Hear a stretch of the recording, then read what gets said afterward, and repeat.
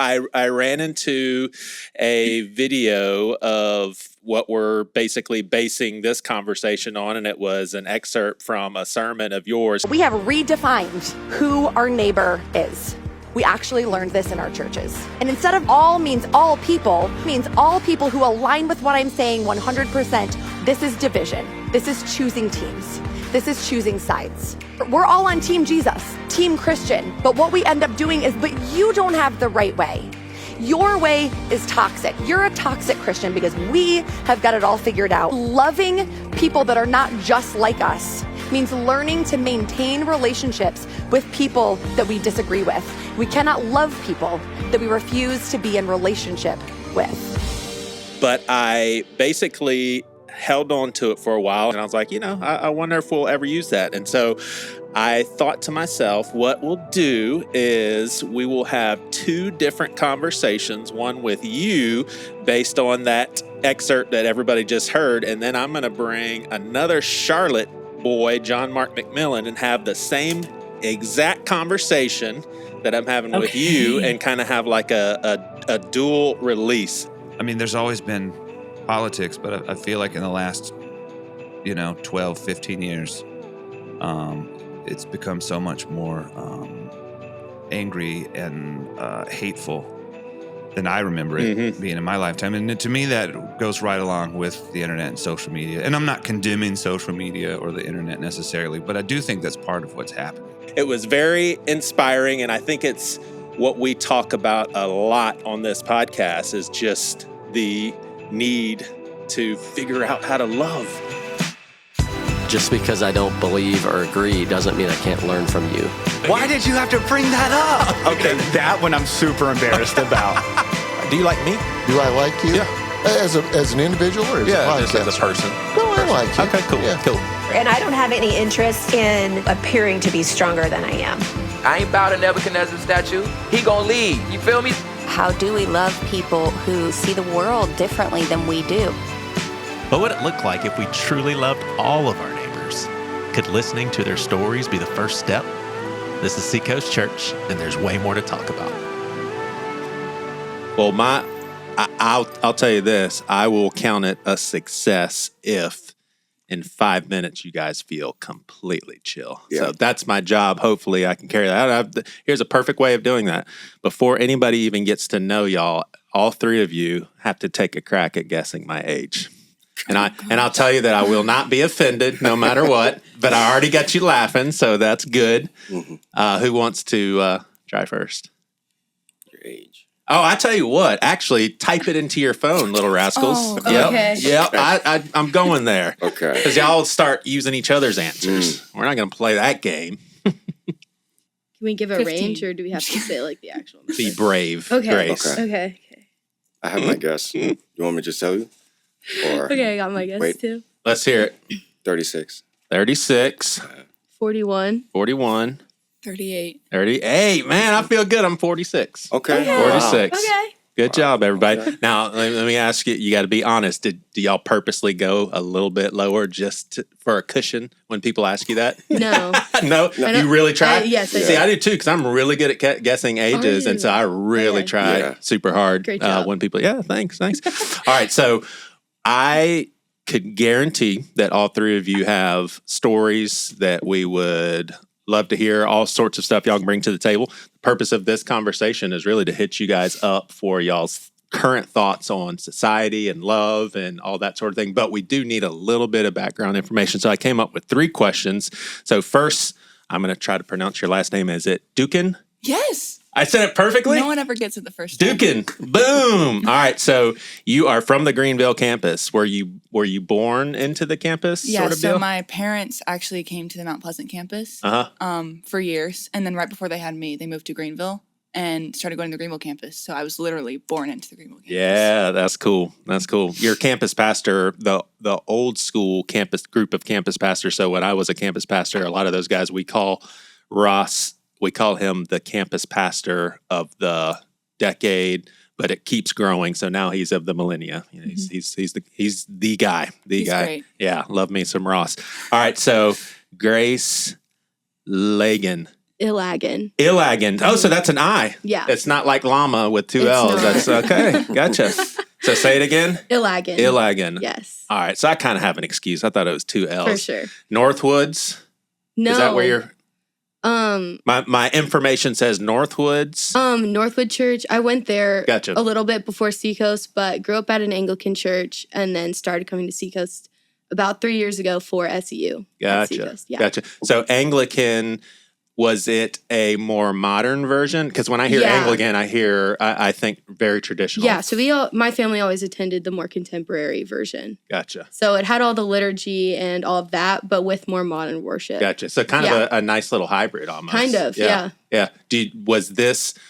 Was Seacoast more of a culture that you had to get used to, or did you feel kind of at home right away? I definitely had to get used to it. I came not knowing anybody either. So as I just kind of made my community and started to get used to like the new flow of it all, I just really fell in love with it and felt so at home. Yeah. But, awesome. Yeah. Awesome. Yeah. All right. Tyler Navarre. You got it. I got it. Yeah. There we go. From Charlotte. Yeah. Oh, well, originally born and raised in New York. New York? What part of New York? I was born in the Bronx, but 2005, when I was like 7, we moved upstate to Orange County.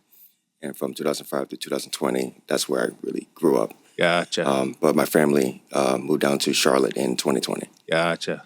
Very cool. All right. Tell us what you're studying at SEU. Sure. Yeah. So I am a ministerial leadership major with emphasis in pastoral care and counseling. Got it. How about you? How about you, Grace? I'm getting my bachelor's in ministerial leadership, focusing in worship, and minoring in business. Nice. Going right on down the line. I'm majoring in digital media design, and I have a practicum of photography. Gotcha. All right. So that sounds really cool, by the way. I'm going to read a little blurb that your who is Abby Love in y'all's life? Like, what's her role? Is she one of y'all's managers? Like, what is she? What's her title for you guys? She's our discipleship school leader. Okay, so she gave me the perfect thing that I'm just going to read, and while I'm reading it, that you can answer this question any way you want. But after I read this, I'm going to get back to you guys. And simple as this: what's one thing you like a lot? So that's, you be thinking about that. Okay. And I just want to give a pitch. SEU Seacoast is a fully accredited leadership college right here at Seacoast Church. We have a bunch of different degree programs ranging from psychology to digital media and design, business to ministry, as well as master's programs. We provide both daytime and online options for students and offer hands-on learning opportunities through practicum courses with our church ministry leaders. In other words, this is legit stuff. All right, what's one thing you like a lot? About SEU? No, anything in general, in life. Okay. Yeah, you want me to come back to you? Were y'all thinking? Were y'all thinking anything in life? I was thinking SAU. Oh, gotcha. No. While I'm reading SEU, you think exactly anything in life that you like a lot. So there's tons of things you can choose from, but it'll just kind of give our listeners kind of a feel for what's the first thing that came to your mind. What's one thing you like a lot? First thing that came to my mind, actually, I really enjoy like the little things in life. I think that they stick out to me. Like a lot more than, I guess, the average person. Like the little moments? Like, yeah, just like the little things, you know? Like things that are overlooked. Gotcha. One thing that I really like a lot is handwritten notes. Nice. So, like, every birthday card I've ever received, I have kept. And, like, I love writing letters to people, like, back home. And I just think that handwriting says a lot about someone. Yeah. So I really appreciate handwriting. That's cool. I actually heard from a therapist saying that you can actually restructure your brain if you slow down for the little moments, savor it, write it down, and really think deeply. Why did that stop me dead in my tracks? What was the beauty or the humor, but any positive experience? If we were to slow down and really take it in, it changes the structure of your brain. So you're already ahead of everybody else. Yeah, I have a list actually in my notes app of like the little things in life that I enjoy. So. Nice. That's awesome. That's awesome. Yeah. What about you, Tyler? Not to piggyback off of what she said, but just life, you know, to be able to wake up and be in your right mind and community, family, friends, the little stuff like that, I appreciate. Yeah. Nice. Yeah, I was going to say one of my favorite things, and something I really like is just quality time with the people I love and care about.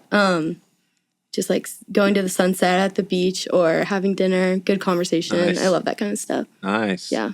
Nice. Very cool. All right. I didn't tell, so for our listeners' sake, sent most of these questions to you guys ahead of time, just in case you want to be thinking about it beforehand. But I don't think I included this one on purpose because I want to hear what y'all's automatic response is. And I talked to some other people that are around my same age group as far as how to word it. But I'll just throw it out there. Your generation has been stereotyped as a weaker generation that wants everything to be done for them. Have you heard, first of all, that about you guys? Have y'all heard that those sort of sentiments? Yeah. How do you guys take that in? Like when y'all hear that, you're like, whatever, like, does it offend you, or can you understand what people are talking about, or what?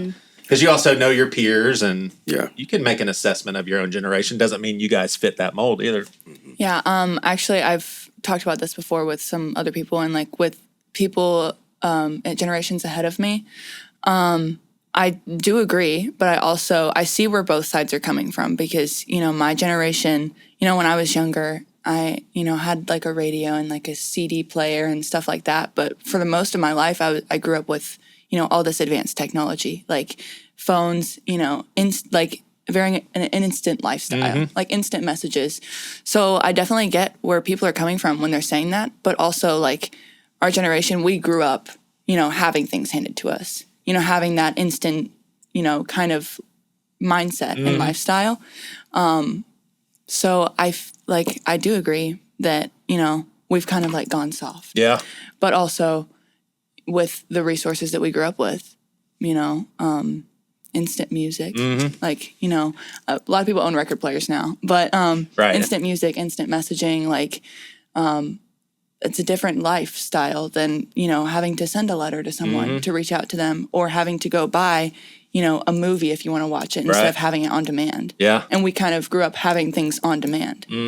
I remember being in college, and there was a indie music label that my brother and I listened to so much of their stuff. So we would literally get something in the mail advertising all the new CDs that were out, and we would fill out an order form and then write out a check and then send it to them. And then we're hoping that they get it, and we're hoping that we get our CDs. I'll tell y'all something else that happened in college. So my buddy and I were debating on how a basketball game ended in the early 90s. So I was in college in the mid to late 90s, and I'm like, it totally was a 2-pointer. He's like, no, it was a 3-pointer.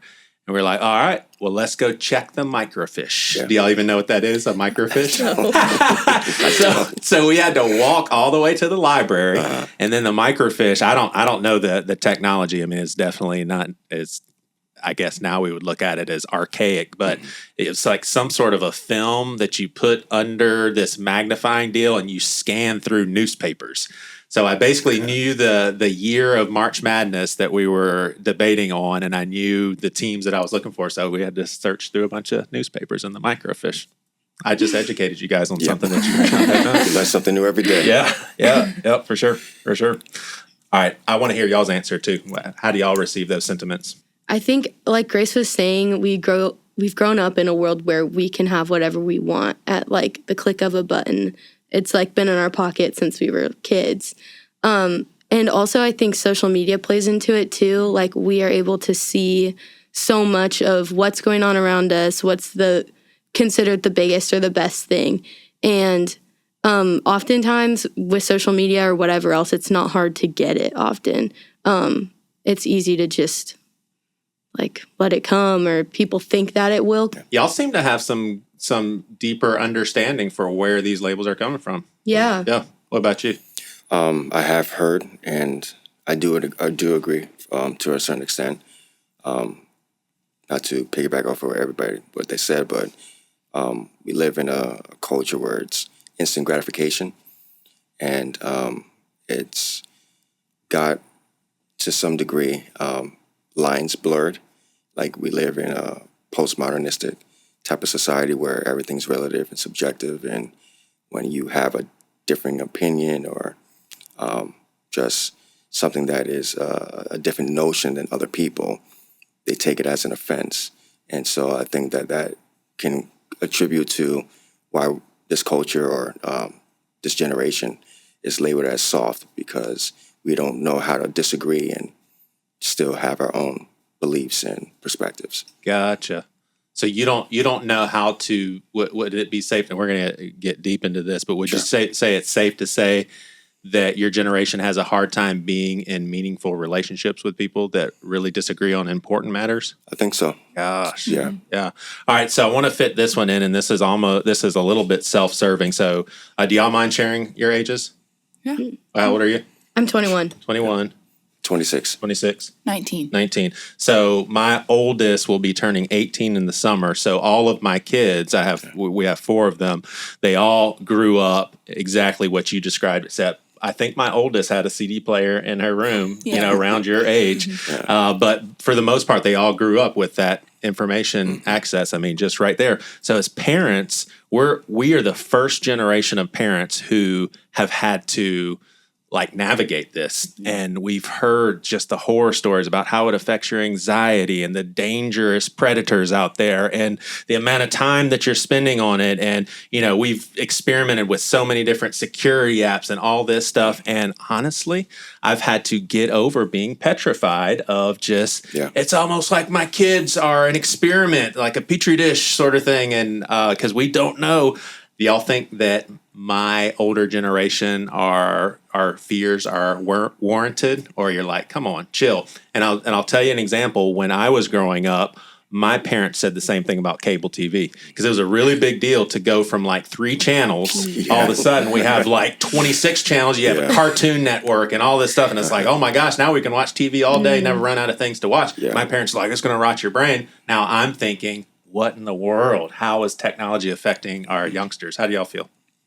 I think there's a balance, like everything in life. So while the knowledge and the advancement of understanding mental health and all of these things, I think that is beneficial. I think that is useful.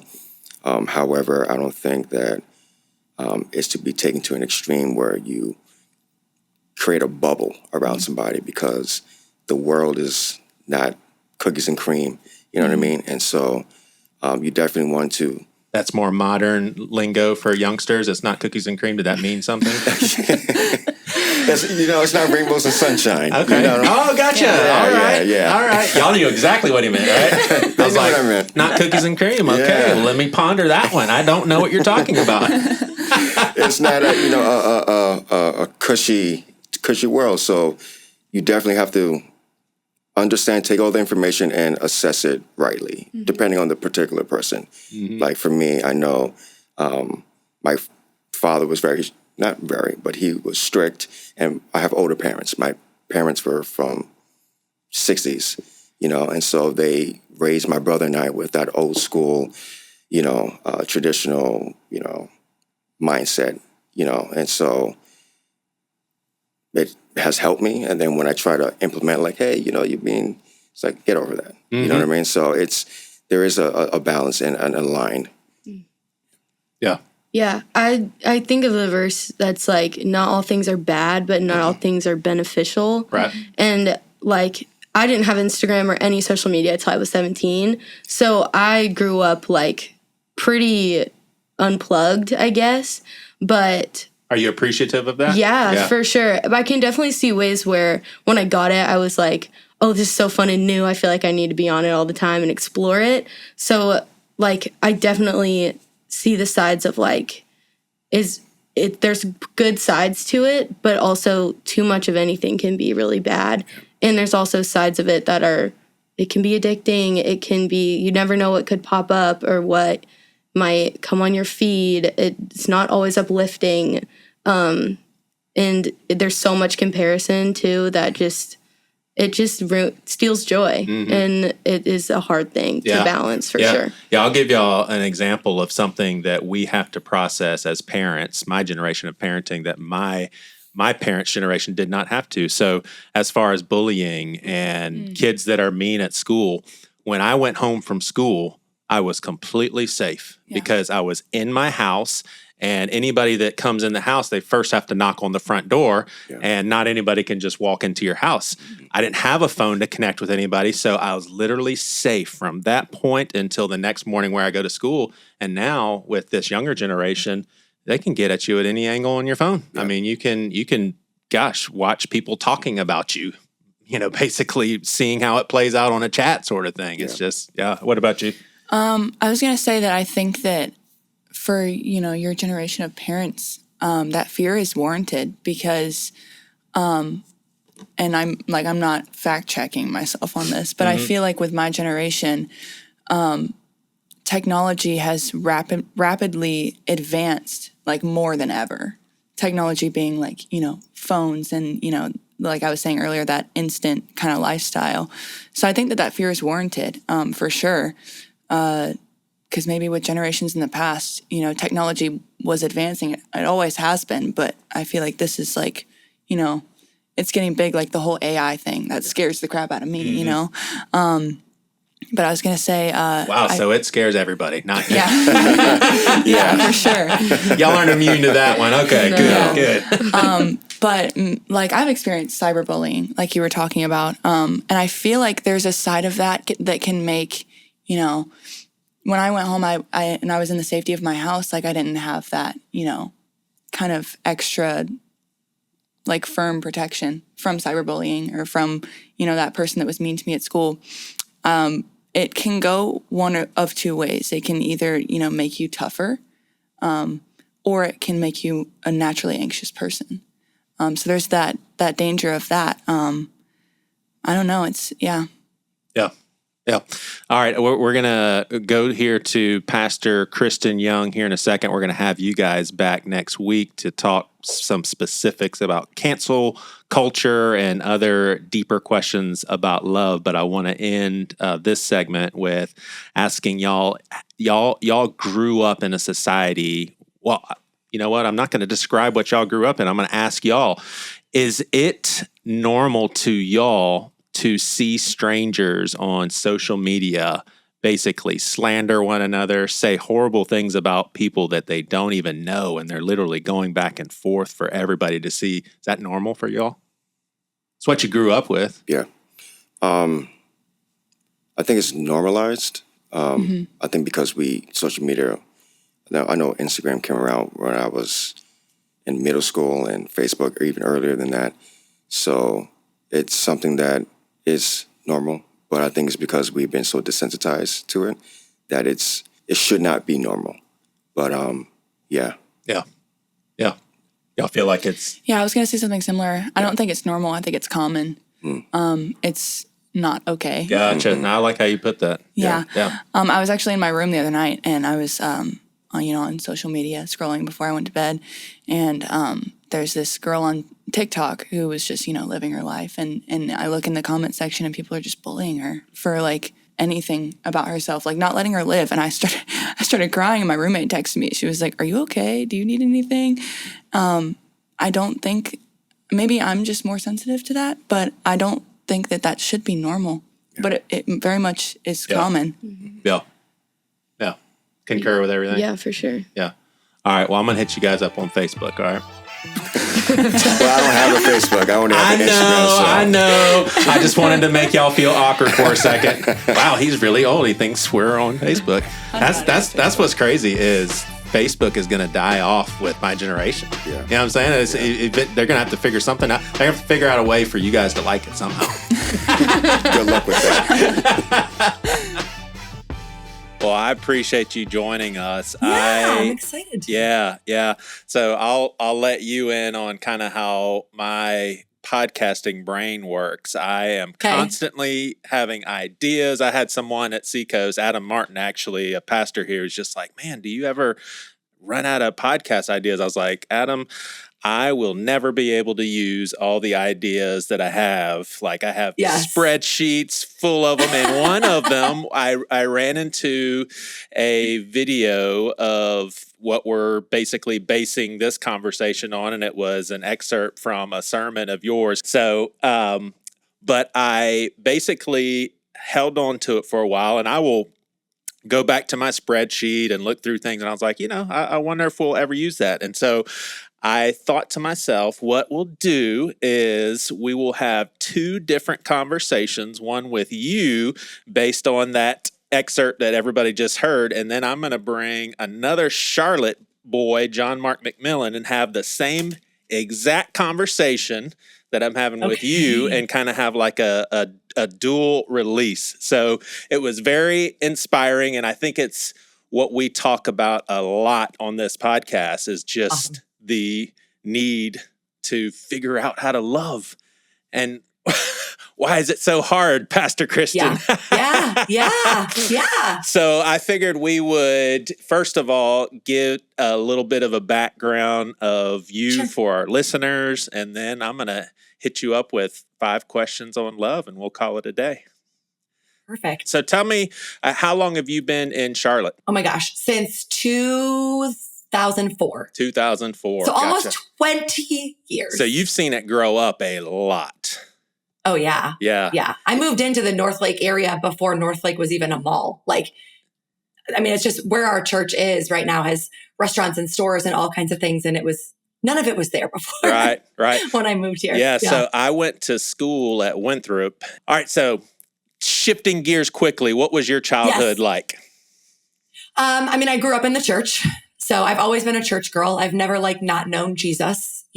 That has changed definitely over the years. But I grew up in the Methodist denomination where everything was pretty, in moderation. However, my household was very black and white, I would say. So I grew up, in the 80s and 90s. So it was youth group and the Christian t-shirts with the fun sayings and purity culture and all of these things, which I think looking back turned me into a legalist big time, turned me very much into someone that was everything is very clear and there is a black and white, and I'm gonna quote unquote love you into the right answer because this is what we're called to do as Christians. And very, very similar experience. I can totally relate, and I bet you a lot of people listening there, you described that little snapshot, and it's like thousands of people are like, "Yep, totally get it." Do you remember? Same. Yeah. Do you remember the "His Pain, Your Gain" shirt?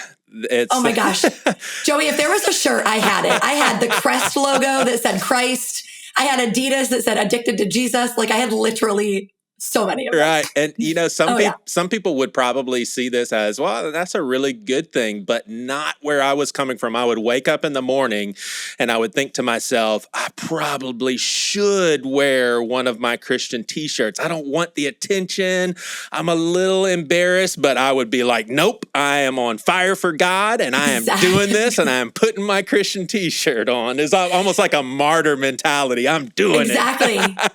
Listen, Joey, after Columbine, I don't know if you remember, Cassie Bernal was the one that basically she was stood up and said, yes, I believe in God, and then ended up losing her life.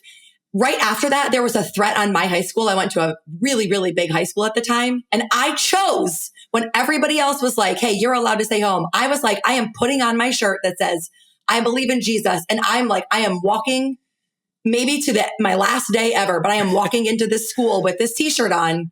I can't believe my parents let me do it, but it was same thing, right? Of I'm going to prove how much I love God, and I love God more than anybody else because I'm doing this in my t-shirt. So you kind of already answered this question. I was going to ask you, do you have clear memory of what you'd consider a time in which you had a monumental, life-changing spiritual experience? I grew up a lot like you. In fact, I've had some very legalistic-minded people tell me, well, then you can't be a Christian if you don't know the exact time and day and year where you gave your heart to Christ. But it's like, okay, well, I guess I'm not then. I know my heart. I know how God and I have interacted, but it just goes back to childhood. And I can point to some experiences here and there of what could have been some sort of line in the sand where I crossed. But how do you answer that question when people ask you, hey, when did you give your heart to Christ, Pastor Kristin? So I read this. I hear this question differently, actually, because same. I don't have a moment. If there was an altar call in my childhood, I took it. I walked. I raised my hand. So I was saved, Joey, I don't know, 13 times. Yeah. Maybe that's even being conservative. But I do have a story for you. Yeah, let's hear it. Not when I gave my heart to Christ, not as a child, but when my life, I feel shifted. When God kind of moved me away from this legalism to, I would say, where I am now. And it was actually not that long ago. In 2019, I came on staff at Mosaic, or maybe by then I'd been on staff for a couple of years to lead a second campus that we were starting. And I just thought I was taking a job I just thought I was going to take the next job. This was just part of my career. I had been a kindergarten teacher for 13 years. Like, that's what I thought I was created to do. And my pastors, Naeem Fazal and Mike Smith, they were like, hey, we want you to be ordained. We actually see like you being a pastor. And I was like, absolutely not. Like, this is not, no. Like, do you know who I am? Do you know what you just said to me? And so I was kind of like weighing this, wrestling, like, am I the right kind of person and all of this stuff? And so then my family went to the movies. Yeah. We went to the movie theater and I watched a movie where this main character was like wrestling, right? She was wrestling with the future of her life and who she really was. And there was this voice that was calling out to her that there was something more, And I totally could relate to the tension where she was like struggling to listen, but she was scared because it was really risky and she knew it was going to change everything. But deep down, she knew there was this bigger thing within her. And by the end of the song, Into the Unknown, Queen Elsa in Frozen 2 had made the decision to follow that voice. And truly, when I tell you, I was sobbing in the movie theater because I was like, this is the Holy Spirit and something in me just broke open. And I now know that God is calling me into like a very different way of doing ministry, even if it's risky and I'm going to maybe lose relationships and have to let go of a lot of things that I believed. And did I just hear you correctly that God used Frozen? Yes, Elsa, Queen Elsa. Frozen 2 specifically. Frozen 2. Okay, so it wasn't like spiritual experience. God wasn't asking you to let it go, let it go. No, he was calling me into the unknown. And I can't believe I just sang that into a microphone, but yes. Oh, that's great. That's great. What is your life currently when it comes to the professional side of things and then your family? You and I were just talking kids, and I've got one graduating. Yours are a little bit younger. And I'm curious, so are you a pastor of one of Mosaic's locations right now? So our second campus unfortunately did not survive the pandemic. Gotcha. We tried, and it was just one of those, so we only have one location. We just have the one campus right now. And so I am a pastor on staff, ordained pastor on staff, full-time at Mosaic. I'm our experienced pastor, which basically means I get to meet people, whether it's at the door or on social media or through communications, email, whatever, and then bring them in and help them kind of get acclimated to our family and what's going on. I'm also on the teaching team. Mm-hmm. So I get to speak as well. Yeah. Tell us a little bit about your family and your two youngsters. Yeah. So my husband, Peter, I met at Mosaic, where I'm on staff now. He was one of my volunteers. Nice. So, good plug for serving in the church. There you go. Right? There you go. Find your spouse. Yes. But yeah, we were married at Mosaic, and we've been there ever since. I've got two little girls. We've got two little girls, 10 and 8, Marley and Margot, who keep us on our toes. Our house is like the silliest, loudest, most energetic, chaotic, but the most fun place ever. So, nice. So yeah. what was your pushback when you were approached to be a vocational pastor and at the time take over a campus and all of that? You said totally no, not going to do it before you saw Frozen 2. What was that? What was that initial pushback from? It was me, Joey, and knowing who I am.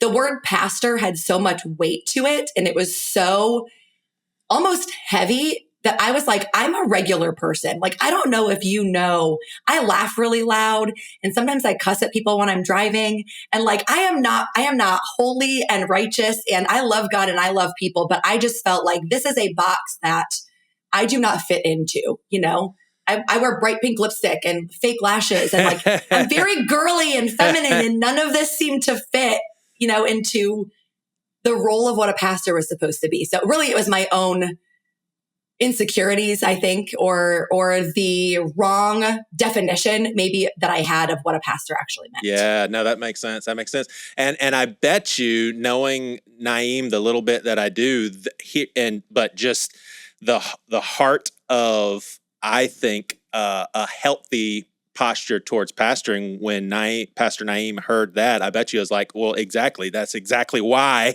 we want you to be a pastor. Because imagine someone who, walks up to the plate and is just like, yes, I've earned this. I'm good enough. I am pastor material. Like that's probably not somebody that you'd want to invest in, right? With that sort of self-confidence. So, all right. Well, and I'd been leading our campus already for a couple of years when the ordination happened.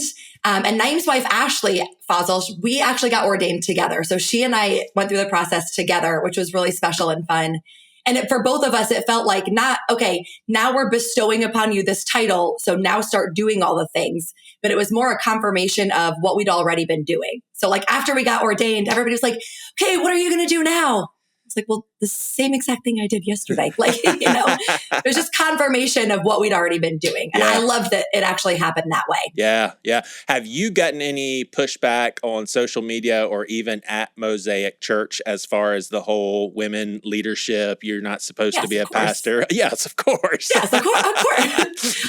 Do you have any low-hanging fruit funny stories or any just major, I can't believe somebody said this? I will tell you the first time I baptized someone, the response that I got back was not like, oh my gosh, that's amazing. You're doing ministry. It was, well, when are they going to get baptized for real? No way. That was a real question. When are they really going to? Did that person ask it in that way because they knew it sounded like a jerk? I mean, I don't know if they knew it sounded jerky, but it was a legitimate question. It was like, clearly you don't have this, supernatural power within you. Right. That was the practice baptism. We'll let the women do the practice baptism. Yes. What is your biggest joy and your biggest struggle? Sure. I will say my biggest joy is just people. I love people. I love celebrating people. My relationship with both of my daughters is the most special thing in my entire life. So they definitely, when they just go into fits of giggles and we can just be silly together, that's like nothing makes my heart happier. I think my biggest struggle is the frustration, which I think we're going to get into here a little bit more, my frustration with the division of the church. And on one hand, I get it. I think it's beautiful that there can be different denominations and so many different expressions of faith. But the struggle is that the differences are oftentimes so loud that all the outside world hears is the message of division. And so all of the hope and all of the things that we're trying to put into the world kind of get lost. And I felt like, this sounds silly maybe, but I felt like when God called me into being a pastor and he was like, hey, you didn't just take a job, but I called you into ministry. Mm-hmm. One of the areas that he called me to do that was actually on social media. And so I actually put in a lot of time and effort and care to that platform, trying to be a voice of hope and, bring light and bring the love of Jesus. And so I would say that's the biggest struggle, is trying to do all of this good work for God, only to find so many voices that are doing the other, but are just louder and more convincing, I guess. Yeah. And like you said, we'll get into it a lot too, but it's like, it makes me scratch my head that people can't actually see how counter gospel our posture is. Like it's one thing to be, obviously we're all off on certain things. We're all off on certain theologies and life perspectives and everything. But when one calls him or herself a Christian and we're off on the ABCs of our faith, that's when it's just like, what are we thinking? What are we doing? Yeah. Have you not heard how important love is? Have you not heard that you're a clanging cymbal if you are not prioritizing love? I mean, golly. Yes. All right. So before we get deep into those wonderful weeds of talking through love, let's hit you up with some kindergarten questions. Favorite animal, favorite color, and favorite game. And you take it however order you want. All right. My favorite animal, I actually have two, which is funny because I promise I'm not a political person, but it's a donkey and an elephant. No way. Yeah. You're not a political person, but your two favorites are a donkey and an elephant. I know.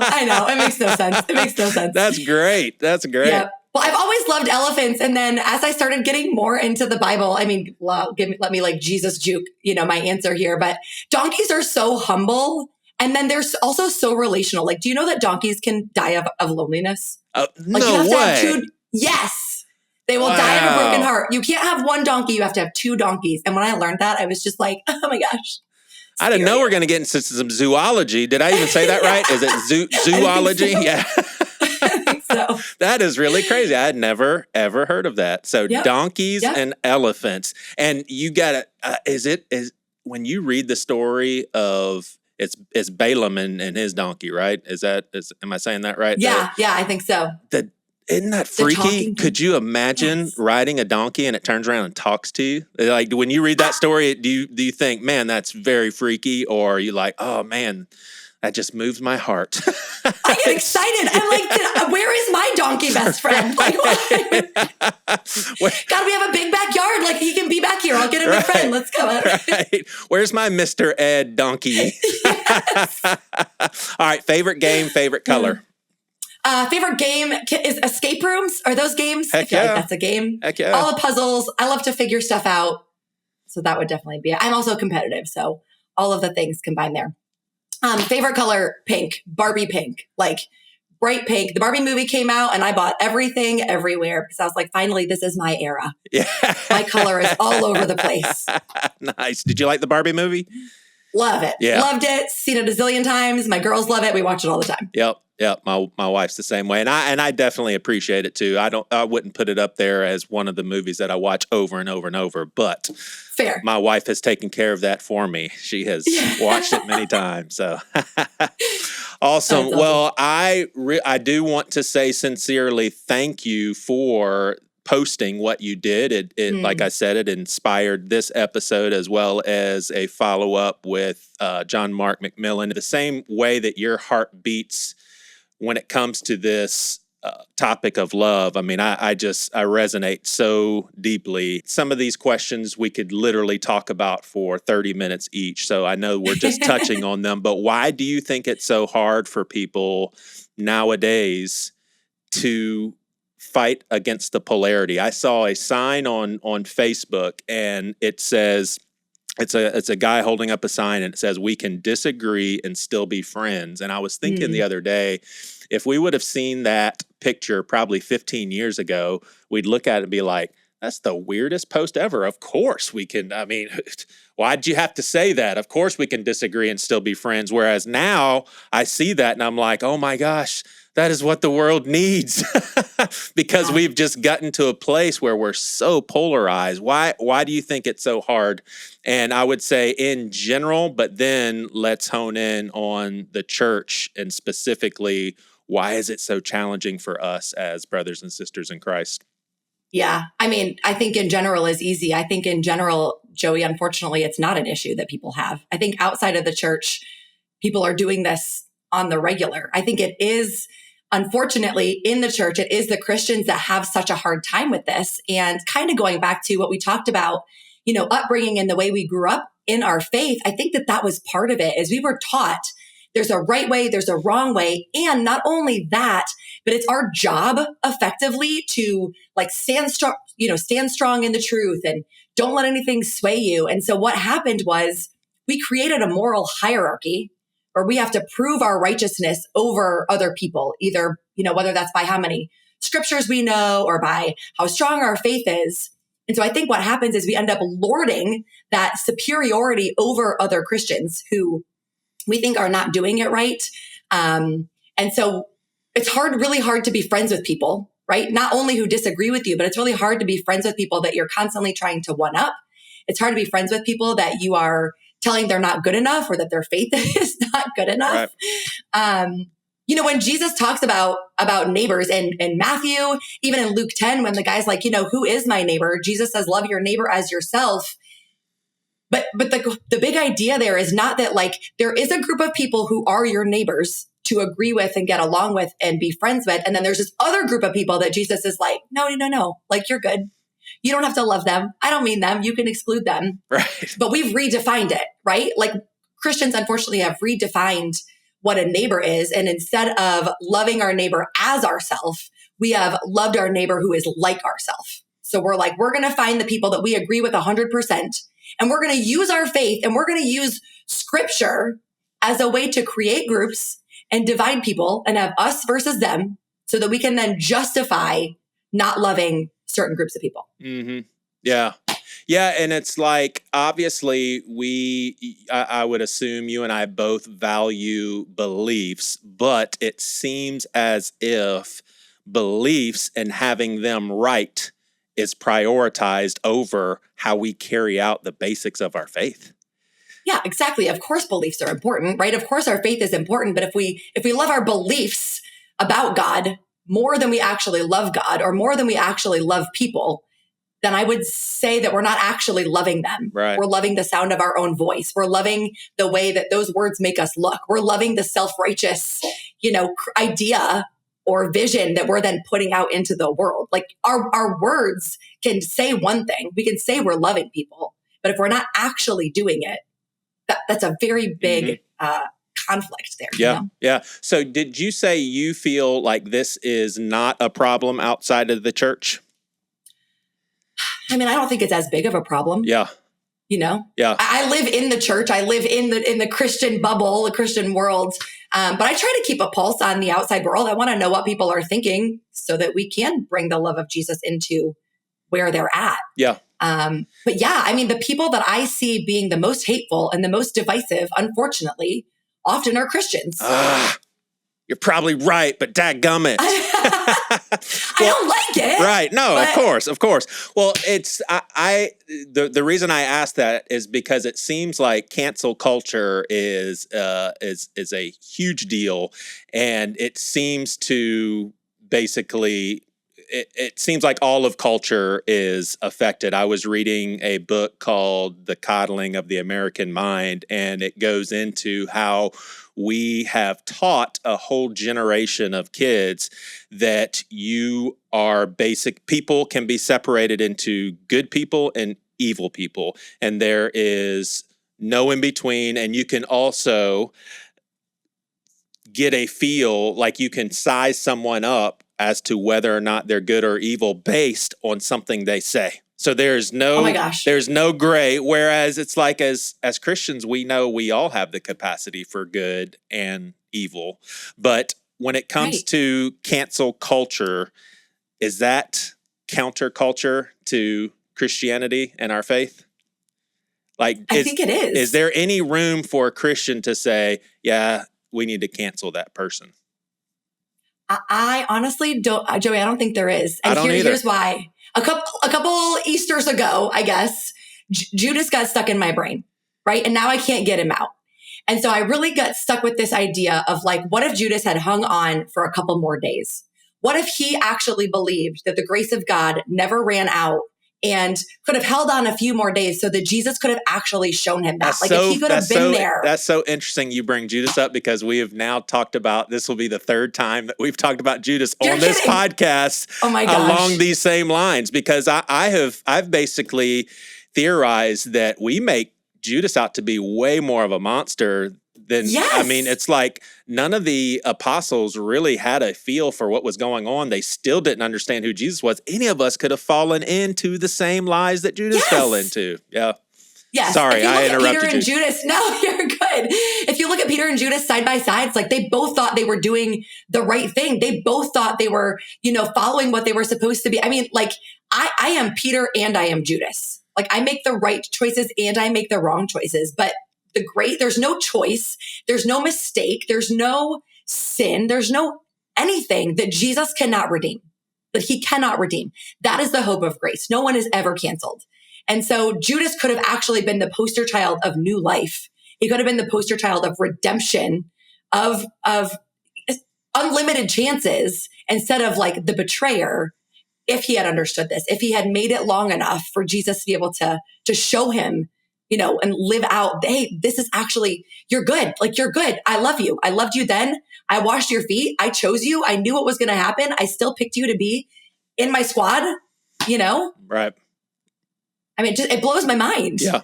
Yeah, for sure. Yeah. And it's like, I think that there are people who may say or do certain things where we would agree that less influence from this person on society may not be a bad thing, but the heart behind a Christian actually saying this person's life should be canceled, it's like it's a way, and I hear it. It's a way of us saying, if you're canceling someone, then there's no redemption.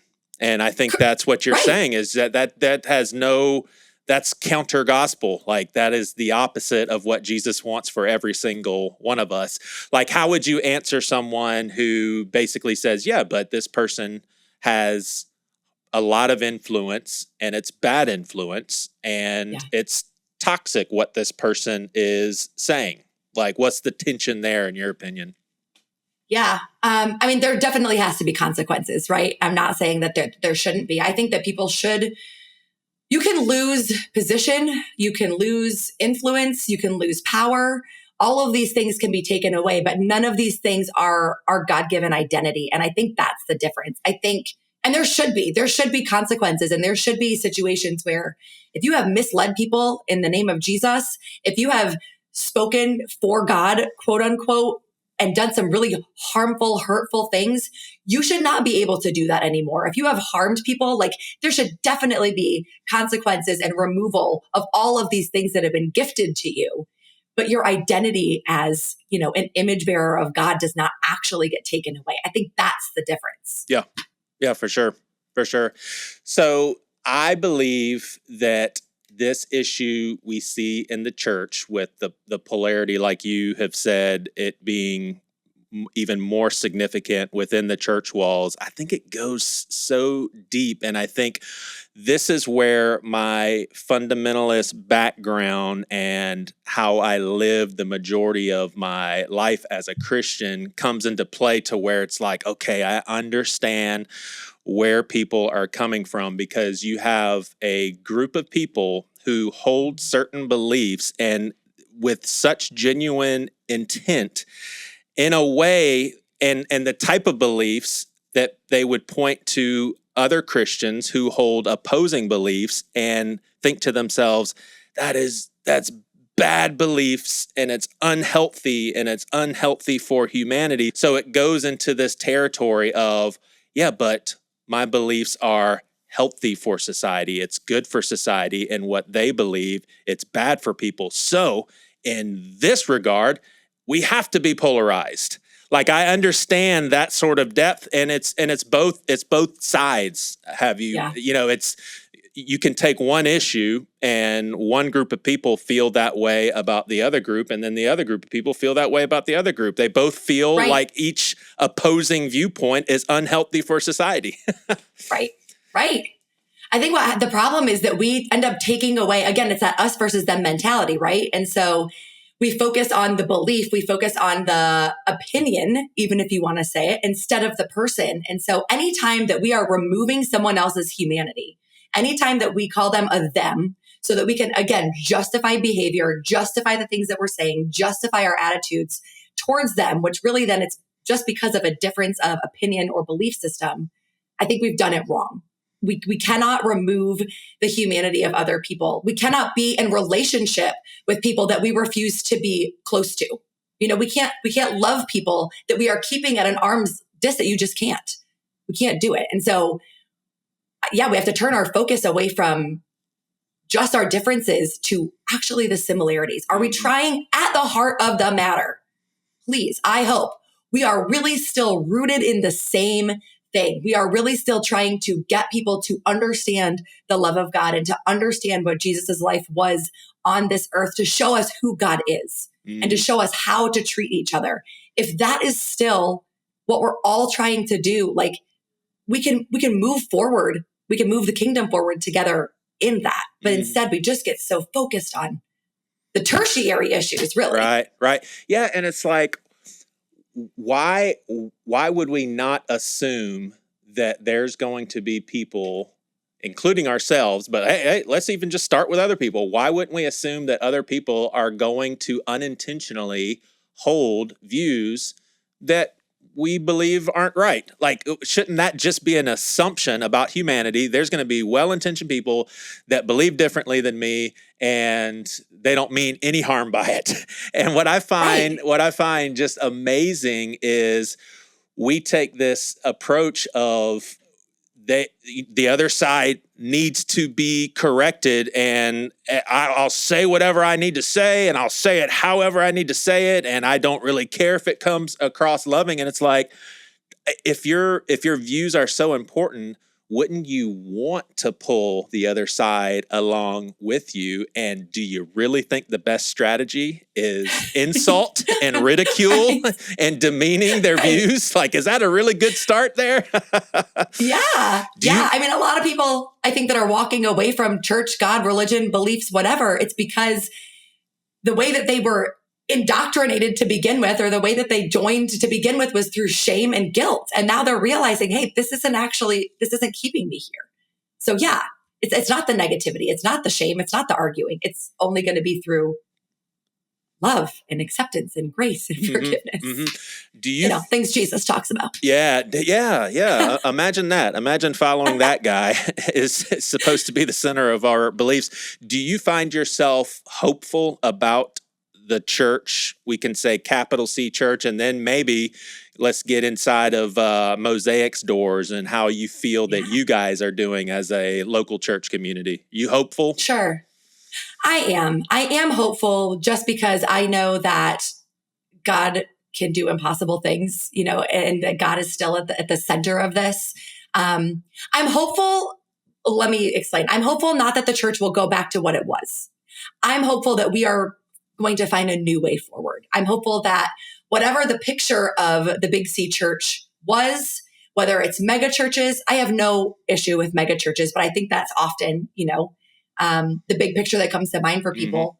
I just think it's shifting. And I think that the global church, the Big C Church, is going to become smaller and more relational, where people are having deeper conversations and they're not believing a thing just because some famous person standing on a stage told them to believe it, but they're believing it because they're thinking for themselves and they're digging in the scripture themselves and they're finding a deeper relationship with God on their own. And all of that is then going to make people want to come together in community and be together. And that is what I hope the Big C Church is going toward. Well, we are going to be tested big time in November, aren't we? Of 2000. Oh, for sure. Yeah. And I don't worry about these things like I used to, but I really do feel like we are in for a doozy of a year. I hate saying it this way, but I'm not sure if we have seen the depths of polarity and sort of tension. Goodness gracious. All right. So should our goal as Christians, should our goal be to have soft hearts for everyone? Yes. I mean, yes. I think, there's a difference between even the really bad people. All of them.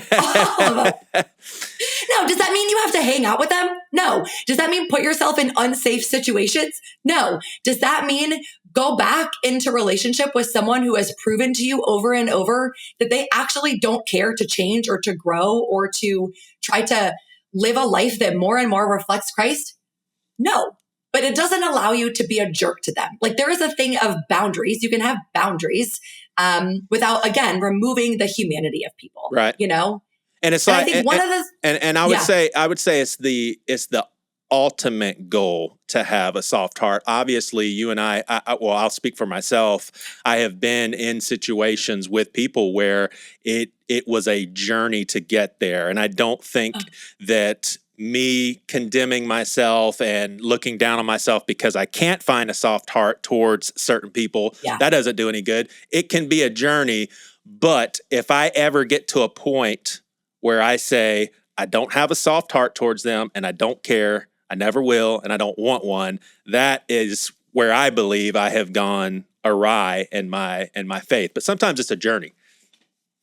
It's often a journey. It's often a process. It's often, sometimes it's you go forward and you're like, okay, now I've got a soft heart for this person, and something happens and you're like, nope, I got to pull back again. But Jesus said, people will know that we are his disciples if we love one another as he has loved us.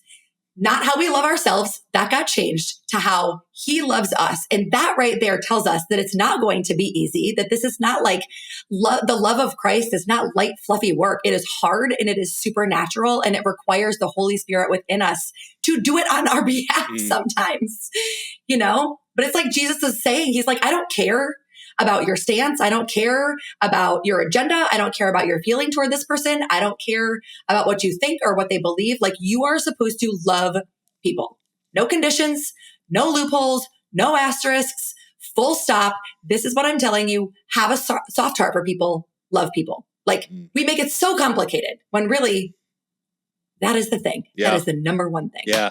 I mean, imagine if we all just took the approach of, man, I don't understand how so-and-so or this group of people can believe the way that they believe, but man, they seem to really want to follow Jesus just like me. Why don't we put all that other stuff to the side and let's just seek God together, and let's also seek God and ask God to help us be unified despite what we believe. But let's worship Jesus together. Like, let that be our priority, and everything else can maybe take care of themselves.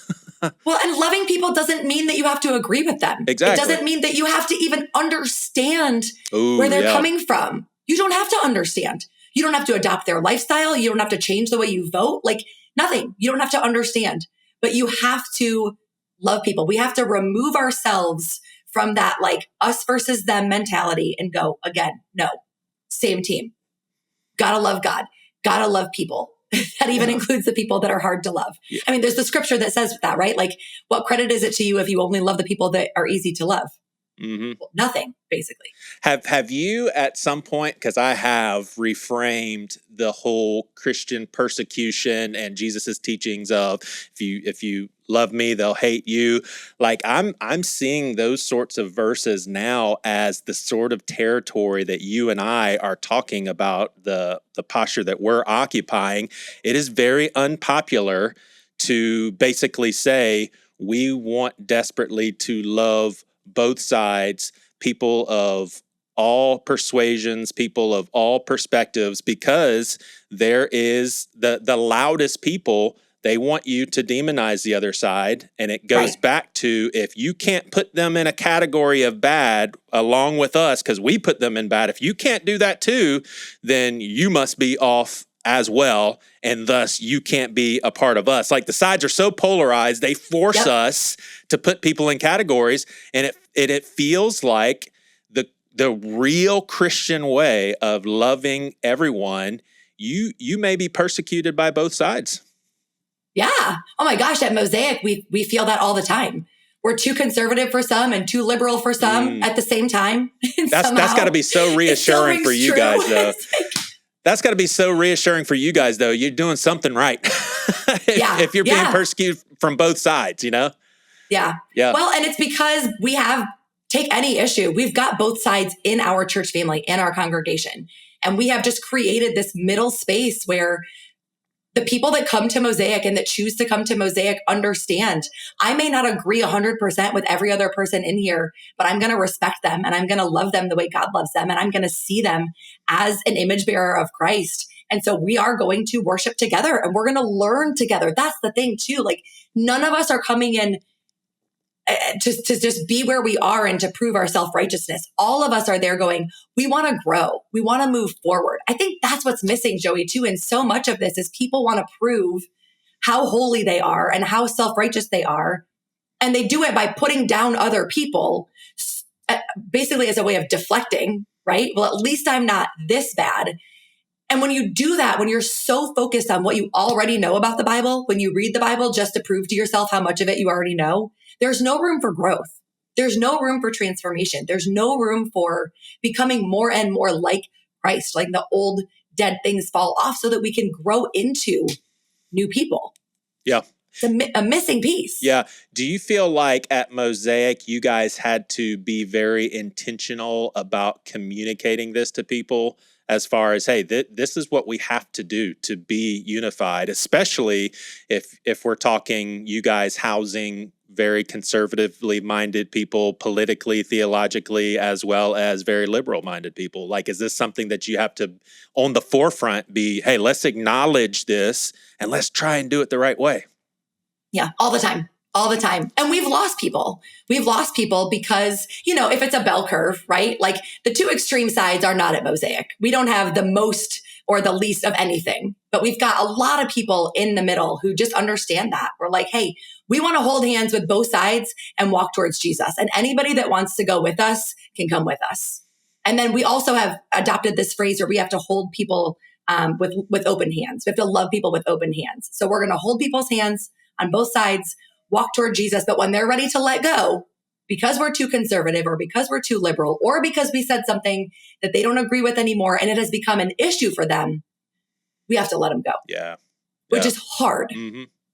But it keeps us focused on the mission of the kind of church that we really feel like God has called us to be. For sure. And that's beautiful. It really is. Well, in your own words, it sounds like you and I are both love zealots. We got to figure out this love thing. How do you struggle with being loving towards others? Like if you had to be self-critical to yourself, and I bet you I can guess, I'm going to go ahead and write down what I think it is. And then after you answer, I'm going to tell you if I'm right or wrong. Just after the conversation, I bet you I can guess what you struggle with. Let's see. I've got two answers. So now I'm like, which one should I give you? Give them both. Okay. I will say, as an Enneagram 3, I'm very good at being self-critical. So I'll tell you that. One of my biggest struggles is, and maybe they're connected, maybe my two answers are actually connected, but I think it's the people that are closest to me. I think it's people that have not yet learned that you can change your mind. People that have not yet learned that your beliefs can change, and that that's a good thing, that it doesn't actually make me a heretic to preach love. It doesn't actually make me a heretic to say that, like, I don't care if you get sprinkle baptized or dunked. I don't care if you get baptized again as an adult because it was chosen for you as a child. That I've changed my beliefs. And in doing so, I've only become more and more in love with God. I've only become more and more in love with Jesus, and feeling like I'm more and more tapped into the Holy Spirit within me, not only working in my own life, but so that I can, then show the love of Jesus to people. And so my biggest struggle really is, there's certain people that want to be on the extreme on social media or wherever that I just don't have to engage with. And then there are people in my life that's not an option. And so that is a really big struggle for me, knowing that I want to foster these relationships, but the relationships have changed a lot. Based on what I think is a really good and healthy thing, but then it leaves me with a relationship that feels less good and less healthy. Mm-hmm. Does that make sense? Yeah, Without me saying too much? Okay. Yeah, for sure. Yeah. And I what I was going to guess is basically, and I would say this would be my struggle, is within the church, people that don't even try, people that just, that we preach the love of Jesus, but then when it comes to the day to day, and I've even heard people say, yeah, I need to, stop talking this way and stop fueling the fire of polarity, but they just don't. And it's just, it just gets super frustrating. But I think that is an area in which I have really pushed myself to, towards maturity. I hope, in incremental steps, is that I have no problem with so many different types of people having patience and grace. I should also really try and have patience and grace towards the people who struggle in areas that really bother me. Right. Because that's what being loving is all about. Right. And often, I don't know about you, I get the most frustrated with people who are where I used to be. And that's where I have to give myself grace of going, no, Kristin, yep. Remember, you used to be that person. You used to be this kind of Christian. And exactly, I can change. Maybe God will move their hearts one day too, but It's not my job to do it. Right. For sure. Well, how often are you teaching at Mosaic? About once a month. It kind of changes, fluctuates, but about once a month. Yeah. And how's the podcast going? Oh, it's great. Nice. I love it. Nice. We're having the best time. Tell people what it's called. Yeah, it's called Becoming Church. And the whole idea is we started it as a discipleship tool for our people because we wanted a space where we could dig deeper into conversations. In a Sunday morning sermon, you only have 30 minutes. But it's really become a nuanced conversation where we talk about everything from immigration rights. We did an episode on abortion. We talk about scripture. We talk to people, comedians, influencers, authors, pastors, really just about how you can move away from being a Sunday morning Christian or Jesus follower to living a life that shows you're becoming the church in every area of your life and every aspect. Awesome. So, awesome. Yeah, Pastor really Kristin, good. this has been great, and we thank you for your time. Thank you so much. It was great to be here. Awesome. You've been listening to the Things You Won't Hear on Sunday Seacoast podcast. In the show notes, you'll see a link to our Facebook group page. Also, we'd love for you to consider subscribing so you get these episodes downloaded right when they come out. Thanks so much for listening.